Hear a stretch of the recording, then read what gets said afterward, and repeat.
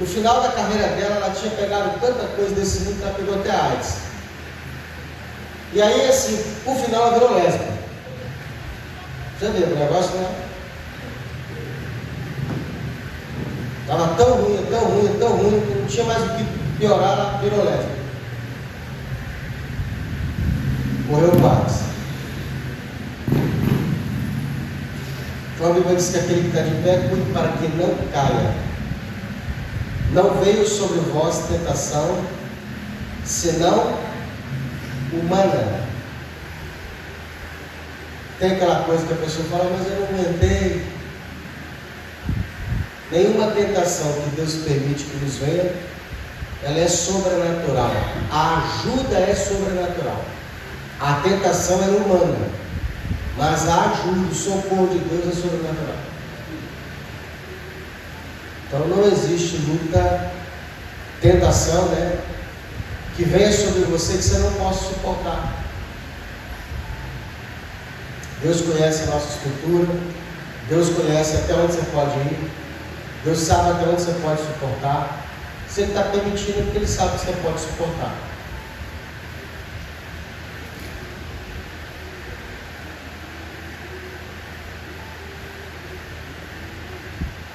Mas fiel é Deus, que não nos deixa tentar acima do que podeis, antes com a tentação dará também o escape, para que possais suportar. Então toda vez que vier uma tentação, é só você procurar a porta para escapar daquela tentação.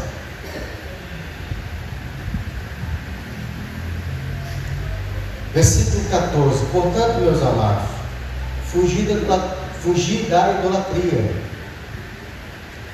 Fala como a sábios, julgai-os vós mesmos e digo: porventura, o cálice de bênção que abençoamos não é a comunhão do sangue de Cristo? Paulo está fazendo a pergunta, né? O cálice, a ceia, né?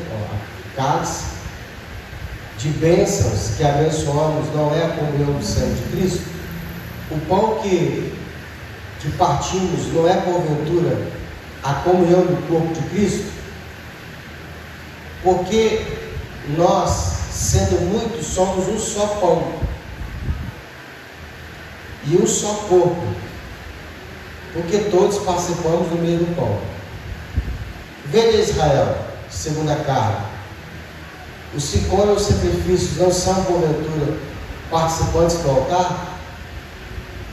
Mas digo isto, que o ídolo é alguma coisa, ou que é sacrificado ao ídolo é alguma coisa? Antes digo que as coisas que os gentios sacrificam, as sacrificam a demônios, e não a Deus.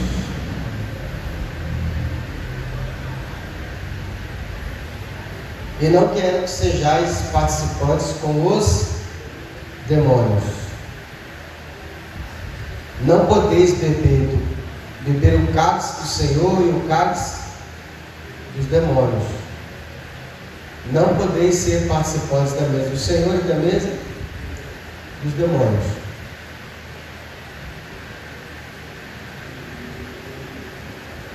A gente sabe que tem muita comida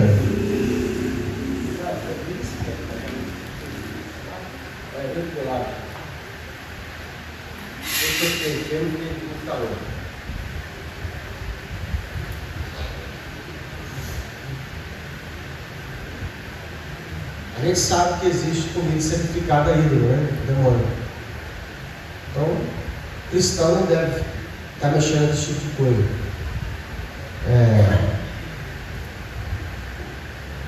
Tem algumas festas aí religiosas aí que elas são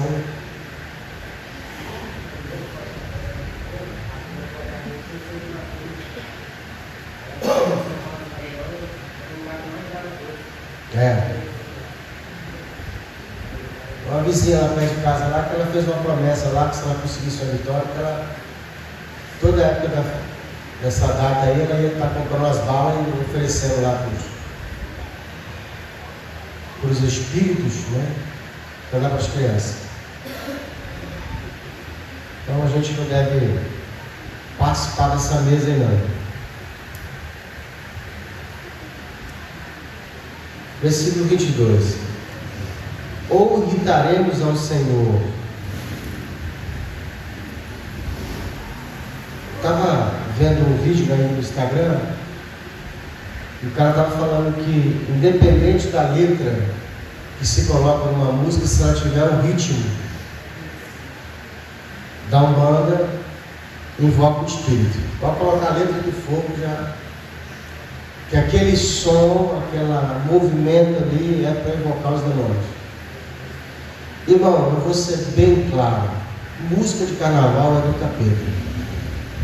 Todas as músicas que se fazem no carnaval é para invocar demônio. Tem outra conversa: não, mas eu só vou ver a televisão, só vou ver o desfile, porque eu acho bonito o desfile. Mas não. Ali é para invocar o Satanás.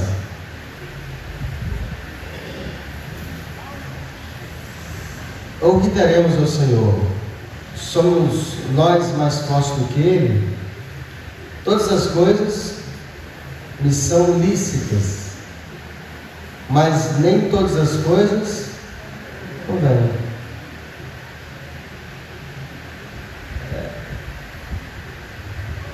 É lícito a mulher usar uma roupa bonita? É. Ela que vai ver se aquilo ali convém. Não tem roupa para a mulher que não convém. Que aparece. Eu sou contra, por exemplo. Tem umas mães irresponsáveis que ela gosta de usar roupa curta, que deforma o corpo dela, que aparece as nádegas. Ela vai para uma criança de 5, 6 anos, faz a mesma merda. Aí depois a criança estrupada, vai falar que é culpa de quem? Você colocou a isca. Acho que tem que fazer uma miséria dessa, né? Nossas crianças têm que ser tampadas. Tem que ficar mostrando roupa de corpo de criança, não. Deixando a criança peladinha na rua, só de shortinho, só de sunguinho, só de... Não, tampa a criança. O mal está aí, irmão. Dá mole pro diabo, não.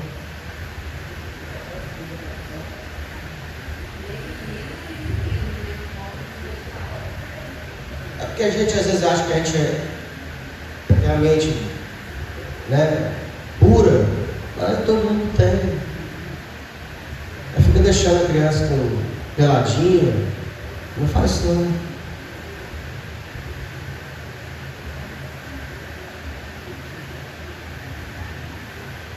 Todas as coisas são lícitas, mas nem todas convêm. Todas as coisas são lícitas, mas nem todas as coisas edificam. Isso que é importante. Aquilo que eu vou fazer vai edificar? Você não vai. Não faça. Ninguém busca o proveito próprio. Antes, cada um quer do outro. Comer de tudo quanto se vende no açougue, sem perguntar nada, por causa da consciência. Porque a terra é do Senhor e toda a sua plenitude. Você não vai sair por aí no supermercado perguntando se aquela carne, se aquela comida, que a gente sabe que tem indústrias que consagra ali seus alimentos, ali seus produtos são aos guias deles. Aí você vai viver uma vida de preocupado com tudo que está comendo. Você já tem que orar ali pelas coisas que você está comprando ali. Não sai perguntando não. Agora, se alguém disse para você que aquilo que ele está te dando foi oferecido, aí você não tem que comprar nem comer. Mas não precisa sair perguntando, entendeu? É isso que ele quis dizer.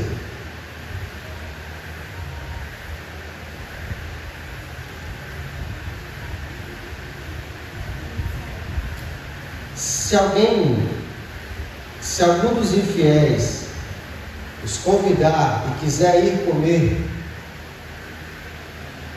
de tudo que se pode, se quiseres ir comer de tudo que se puser diante de você, sem nada perguntar, por causa da consciência. Mas se alguém vos disser isso foi sacrificado aos ídolos, aí você não pode comer, tá vendo? Por causa daquele que vos advertiu, e por causa da consciência, porque a terra é do Senhor e toda a sua plenitude. Digo, porém, a consciência não atua, mas a do outro. Pois, porque há de a minha liberdade ser julgada pela consciência de outro. E se eu com graça participo, por que sou blasfemado naquilo que dou graça? Essa graça aqui é quando você está orando, tá? Por graça, quando você ora, dá graça. Senhor, te dou graça por esse comida que eu estou comendo, você está dando graça. Você está agradecendo a Deus. É isso que é dar graça. Diferente da ação de graça. A ação de graça é uma oferta que eu dou por ter recebido. Portanto, quer comais, quer bebais ou façais outra qualquer coisa, fazei isso tudo para a glória de Deus. Portai-vos de modo que não dê escândalo, nem a judeus, nem a grego, nem a igreja de Deus.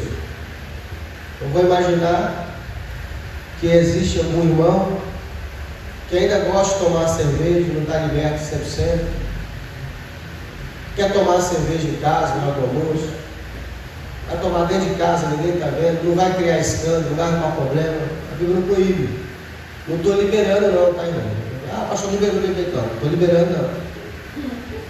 É porque às vezes a pessoa vai pegar isso aqui para dizer que pode, né? Não pode, não é que está liberado. É que a Bíblia não proíbe a bebida alcoólica. Se não proíbe, por que eu vou proibir? Né? Agora, se você é uma pessoa fraca, que não consegue tomar uma, tem que tomar lá uma caixa e cair no chão, então você não deveria beber. Porque a Bíblia diz que tudo aquilo que me domina é pecado. Entende?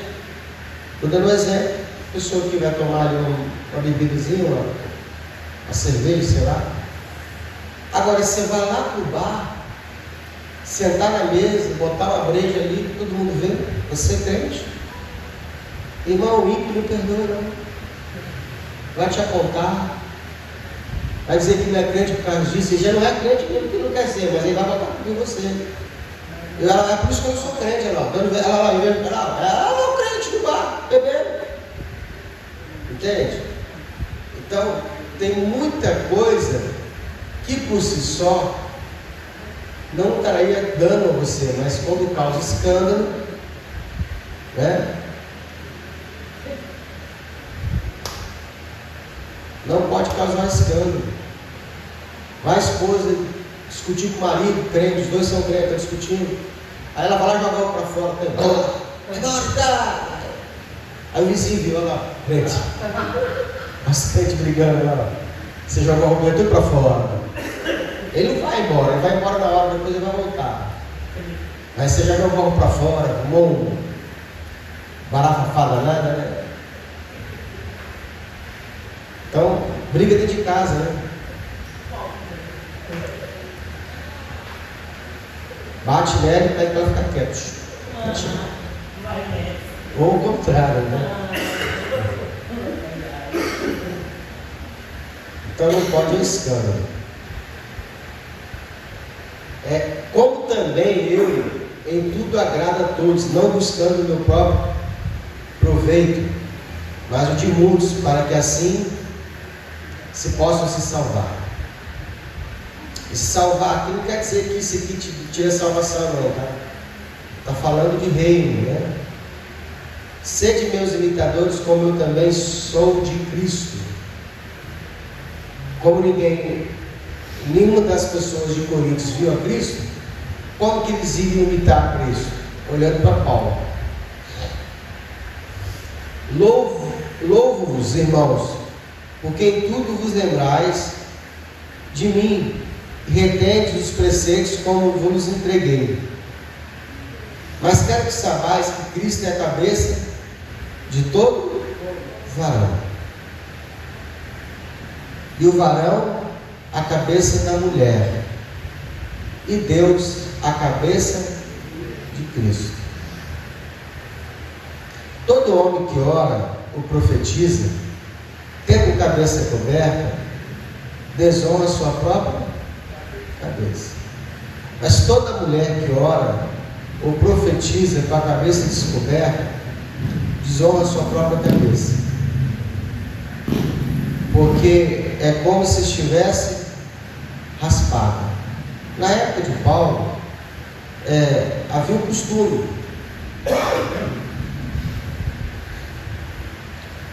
Eu mandei fazer outra aliança, porque a minha estava fechando aqui meu dedo. Há 20 e poucos anos atrás eu era mais magro, então o dedo agora engrossou. Aí eu tirei, eu e minha esposa mandou fazer outra. Então a gente usa aliança no dedo, né, para mostrar que é casado. Então, imagina que na igreja tem uns varões soltos, tem umas irmãs soltas, e como é que você sabe? Às vezes o cara está interessado numa irmã, aí olha para o dedo dela. Se ela tiver aliança, essa irmã é compromissada. Vice-versa o marido, né? O rapaz olha para o dedo do rapaz, tem aliança, olha, é casado. Apesar que existem algumas situações que parece que se atrai, né? Olhou o dedo do casado é que quer lá mesmo, não quer o solteiro não. Mas vamos lá. Na época, a gente tem esse costume da aliança. Na época não tinha aliança. Qual que era o costume dela? Cabelo coberto, né? Aquelas véu. Mulher casada, véu. Mulher com cabelo raspado, prostituta. Quando era prostituta, cabelo raspado. Solteiro, sem véu. Então, tinha essa distinção. Por isso Paulo está falando aqui acerca do cabelo raspado. Portanto, se a mulher não se cobre o véu, tosquice também. Mas se para a mulher é coisa indecente, tosquear, então o rapaz que põe o véu. O varão, pois, não deve cobrir a cabeça, porque a imagem é a glória de Deus, mas a mulher é a glória do varão, porque o varão não provém da mulher, mas a mulher do homem. Porque também o varão não foi criado por causa da mulher, mas a mulher por causa do homem. Portanto, a mulher deve ter sobre a cabeça sinal de poderio, por causa dos anjos. Todavia, nem o varão é sem a mulher, nem a mulher sem o varão, no Senhor. Porque, como a mulher provém do varão, assim também o varão provém da mulher. Mas tudo vem de Deus. Julgai entre vós mesmos. É decente a mulher orar descoberta? Ou não vos ensina a mesma natureza que é desonra para o varão ter o cabelo crescido? Hoje não, hoje tem costume aí, homem que anda com o cabelo comprido, mas na época, homem é homem, só usava cabelo comprido quem era nazireu. Os homens não usavam cabelo comprido, né? Aí, essas mudanças de cultura. Paulo está falando da cultura da época aqui. Mas se alguém quiser contender, Nós não temos esse costume aqui na Igreja de Deus.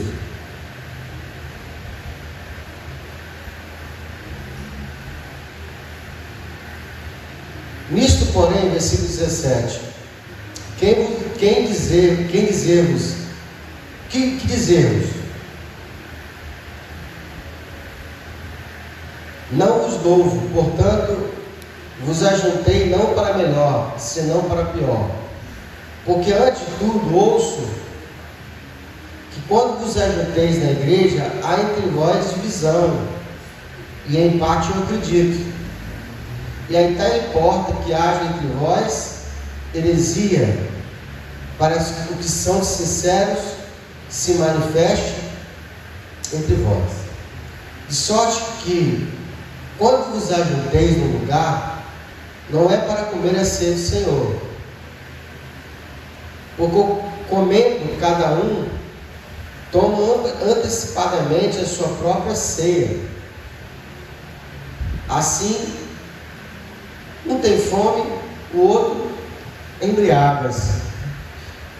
Paulo agora vai falar da ceia, e Paulo percebeu que na festa do amor, a festa ágape, que era a ceia, o que estava acontecendo?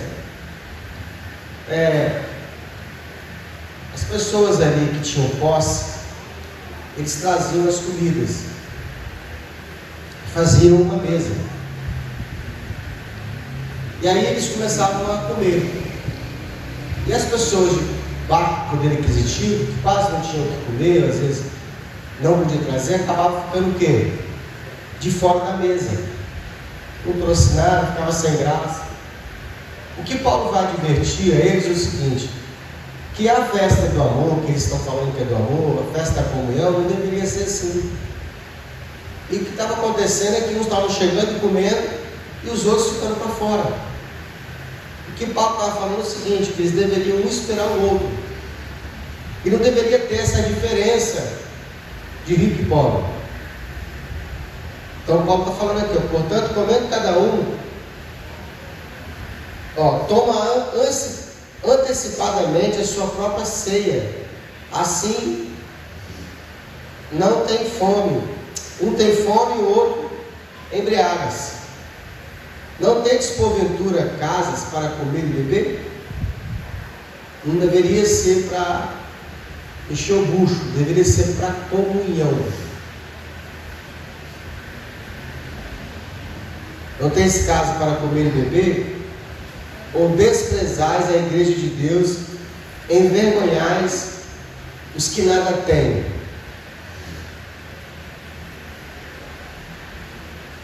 Que vos direi? Louvar-vos-ei? Disso não vos louvo. Versículo 23: porque o que eu recebi do Senhor é que também vos ensinei, que o Senhor Jesus, na noite em que foi traído, tomou o pão, tendo dado graças, o partiu e disse: tomai e comei, isto é meu corpo, que é partido por vós, fazei isso em memória de mim. É engraçado que Paulo está falando aqui, que na noite em que Jesus foi traído, ele tomou o pão, partiu e disse: tomai e comei. Mas Paulo não estava lá. Paulo não participou da mesa do Senhor com Jesus. E como é que Paulo fala exatamente o que aconteceu? Paulo, nas suas viagens missionárias, ele subiu até o Monte Horebe, aonde Deus falou com Moisés. E lá Jesus apareceu para ele, e lá Jesus revelou a ele o Evangelho. E uma das coisas que Jesus falou para Paulo foi acerca da ceia. Por quê? Porque os apóstolos, eles tinham perdido a essência da ceia. Então Paulo agora está tendo que ensinar de novo acerca da ceia. Por isso Paulo fala: aquilo que eu recebi do Senhor é o que também vos ensinei.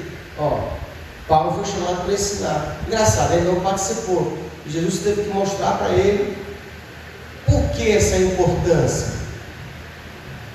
Porque se a ceia ela não for dada de forma correta, ela não é ceia. Então existe uma maneira de cear.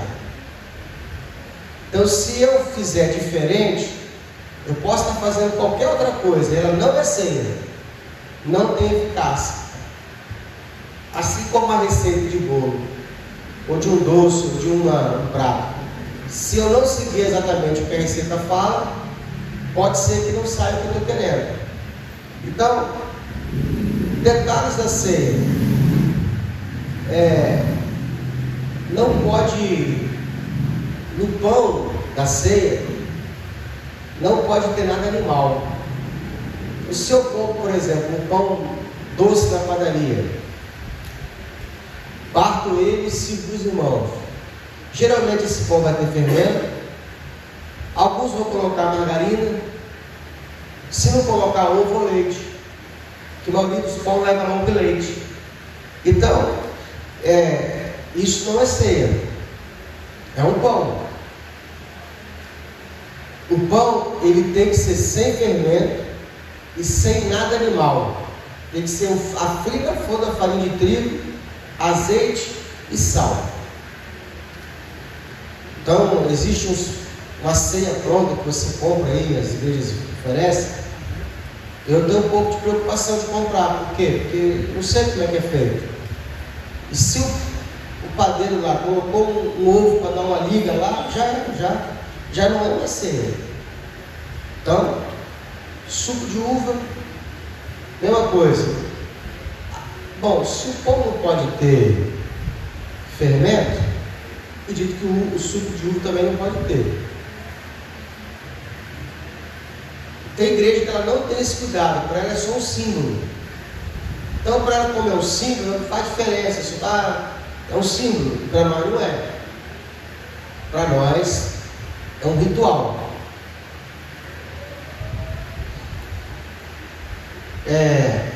Tendo dado graça, o partido diz: tomai e comei, isso é meu corpo, que é partido por vós. Fazei isso em memória de mim. Semelhantemente também, depois de ter ceado, tomou do cálice, dizendo: este cálice é o Novo Testamento no meu sangue. Fazei isso todas as vezes que bebeis em memória de mim. Porque todas as vezes que comer deste pão, beber deste cálice, anunciareis a morte do Senhor até que Ele venha. Então a gente ceia em memória. Você não esquecer que você foi comprado. Você não esquecer que Jesus morreu por você. E até que Ele venha. Depois que Ele vir, a gente não vai mais cear. Vai ter um banquete, as bodas do Cordeiro lá em cima no céu, e não vai ter mais. Pastor, por que depois eu não vou mais cear? Porque a finalidade da ceia é o quê? Remissão do pecado. Se Cristo vai tirar o pecado, para que você vai cear? Entendeu? Portanto, qualquer que comer do pão ou beber do cálice do Senhor dignamente, será culpado do corpo e do sangue do Senhor. Comer dignamente não é comer sem pecado. Primeiro, não reconhecer que aquilo é o corpo de Cristo, o sangue de Cristo, é mudar os elementos da ceia, como eu falei, pegar um pão que não é pão, botar alguma coisa de animal no pão, você não vir preparado para a ceia. O que é vir preparado para a ceia? Você vem no culto normal. O culto de ceia não é um culto normal. Tem igrejas, por exemplo, por que a gente mudou a nossa ceia para o primeiro horário? Vocês sabem? Para a gente não fazer correndo. Porque antigamente, quando era no final, fazia muito correndo, adoraram. Então, se a gente começar a ceiar e gastar o tempo todo e não ter um outro culto, não tem problema, porque o culto principal é a ceia. Se der tempo, a gente faz o resto. Entendeu? Se der tempo, a gente faz o culto público. Mas se não der, a gente fez primeiro a ceia. Então, por isso que a gente mudou. Passamos o primeiro horário. Nós vamos estar aqui reunidos. É o culto principal. Se não der tempo de nada, a gente já ceiou. Então, por isso que eu inverti. que ficava para o final, ficava muito corrido. E não é para isso. Tem igrejas, por exemplo, que o culto de ceia é um culto meio de semana e é só aquele culto, não tem mais nada.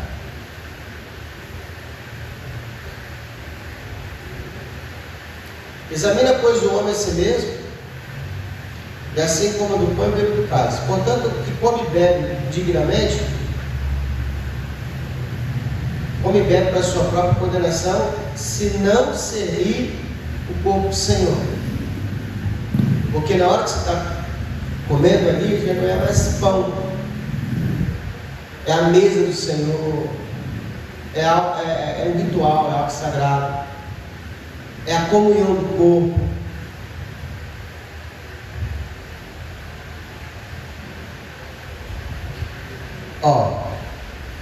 Por causa disso o quê? Por não discernir o corpo do Senhor. Há entre vós muitos fracos e doentes e muitos que morreram. Por que tem gente fraca na igreja? Porque não estão ceando. O conselho ser errado. Então, quanto mais eu sei, quanto mais certo eu sei, mais comunhão eu tenho com Deus. Mais Deus me cura. Mas quando somos julgados, versículo 31, porque se nós julgássemos a nós mesmos, não seríamos julgados. Mas quando somos julgados, somos repreendidos pelo Senhor, para não sermos condenados com o mundo. Portanto, meus irmãos, quando vos ajunteis para comer, esperai uns pelos outros. Mas se alguém tiver fome, come em casa, para que vós não vos ajunteis para seres condenados, para a condenação. Quanto às demais coisas, ordená-lo-eis quando for ter convosco. Capítulo 12.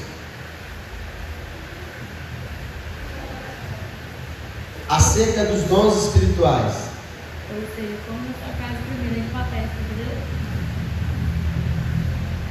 Tem um título que é assim: acerca das diversidades dos dons espirituais. Acerca dos dons espirituais. Não quero, irmãos, que sejais ignorantes. Vós bem sabeis que eram gentios, levados a ouvidos mudos, conforme eram guiados. Versículo 3. Portanto, os quero fazer compreender que ninguém que fala pelo Espírito de Deus diz: Jesus é maldito, anátema. E ninguém pode dizer: Jesus é Senhor, senão pelo Espírito Santo. Ou seja, alguém que fala bem de Jesus não pode estar possuído pelo mal, Então, se alguém está louvando, adorando a Deus, ele está pelo Espírito de Deus. A igreja, ela tem um grande problema. Se eu não sirvo a Deus como alguns acham que eu devo servir, não é Deus. Entendeu? Qual é a grande dificuldade das igrejas ortodoxas, igrejas antigas, tradicionais? É que se qualquer movimento for diferente do que eles conhecem, eles julgam não ser Deus. E Deus tem a sua multiforme maneira de usar e fazer as coisas. A gente não pode botar Deus numa caixa. Versículo 4. Ora, há diversidade de dons, mas o Espírito é o mesmo. Há diversidade de dons, mas o Espírito é o mesmo. Há diversidade de ministério, mas o Senhor é o mesmo. Lembrando que o ministério é do Senhor e não da pessoa. Entendeu? Ministério é a utilidade que Deus usa a pessoa.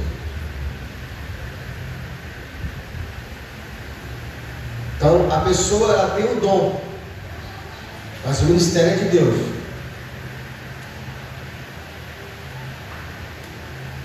Há diversidade de operações, mas é o mesmo Deus que opera tudo em todos. Mas a manifestação do Espírito é dada a cada um para o que for útil para a igreja. Porque pelo Espírito, é dado a palavra de sabedoria, e a outro, pelo Espírito, a palavra de ciência.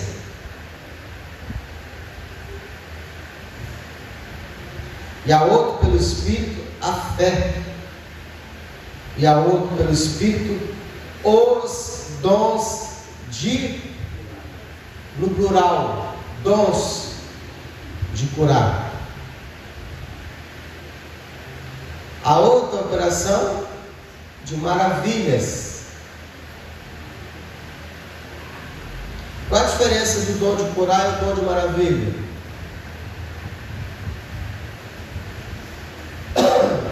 Se os dois curam. O dom de maravilha, se a pessoa não tiver perna, faz ter perna. Oi? O dom de maravilha, se a pessoa, por exemplo, não tiver perna, ele faz a pessoa crescer uma perna. São dons extraordinários, dons que... Esse que ela falou ali, crescer perna, cura de câncer, cegueira a pessoa ver, paralítico andar. Esse é o dom de maravilha. Aí tem pessoas que Deus deu esse dom, né? O fundador da 12 Amor tinha o dom de maravilhas. Orava, as cadeiras levantavam, a cadeira de roda levantava. O cara orava lá e gente que tinha nem língua falava. Então são dons de maravilha, porque existem vários dons de cura. Alguém pode ser curado de dor de cabeça, alguém pode ser curado de uma dor no joelho, alguém pode ser curado de uma artrose. Cura essas que depende, a pessoa vai testificar que foi curada, mas não é notório. Já uma pessoa que é paralítica e levanta na hora, todo mundo viu. A operação de maravilhas e outros, a profecia.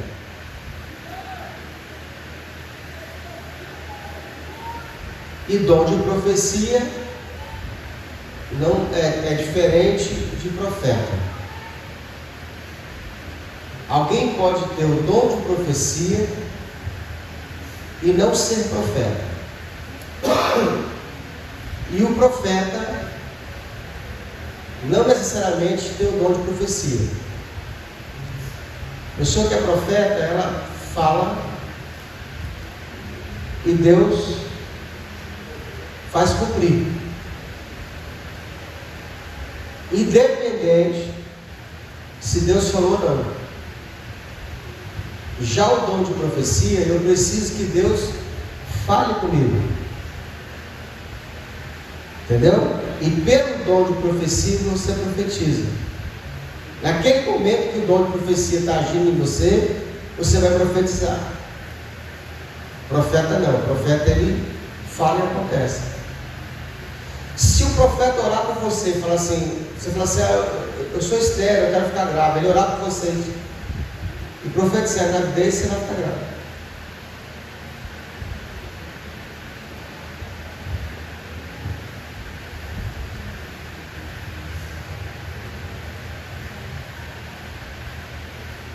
Há outros o dom de discernir os espíritos. Há outra variedade de línguas. E há outra, a interpretação das línguas.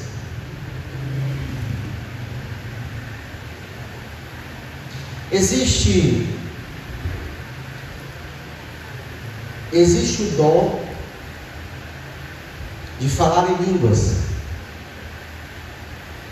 Glosolalia. O que a gente fala é xenolalia. Tudo que é dialeto, tudo que é uma língua humana, xenolalia. Glosolalia é o dom de língua, que é o que os crentes falam.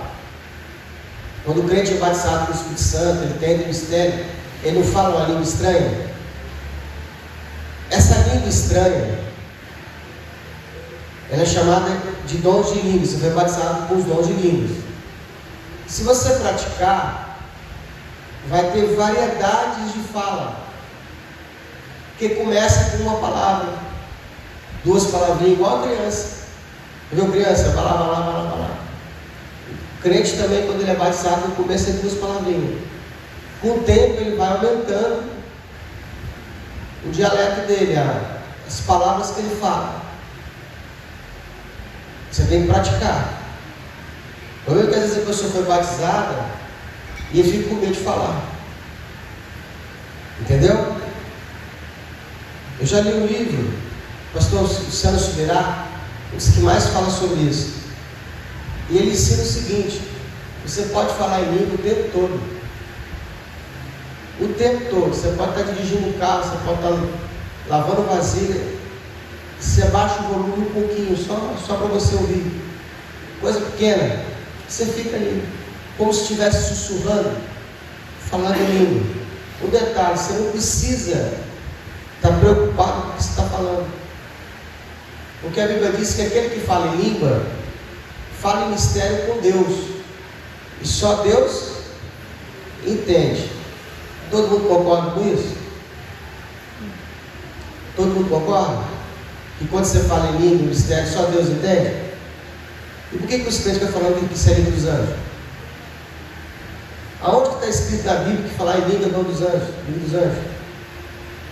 Rapaz, assim, século XXI, eu ouço essas baboseiras ainda, de gente famosa às vezes, cara. Irmão, se a Bíblia diz que o dom de línguas é um mistério entre você, entre ser o Espírito de Deus, ninguém entende, só Deus. Como que é dom de anjo? Como é que anjo vai entender, ué? Se é a língua dos anjos, o anjo vai entender. Não, baboseira, falta de leitura bíblica, rapaz. Eu não sei que língua que o anjo fala, o problema é dele. A gente sabe nem falar nosso direito. Mas tem os crentes que falam que isso é língua de anjo. Ah, vai falar a língua dos anjos. Que língua dos anjos o quê, cara? Tem um texto que Paulo fala: ainda que eu falasse a língua dos anjos, Paulo. Ainda que eu falasse. Paulo fala. Ele não fala que falava. Eles pegam isso aqui e falam que isso aqui é a língua dos anjos. Então, existe ali dom de línguas, variedade de línguas. Existe um dom.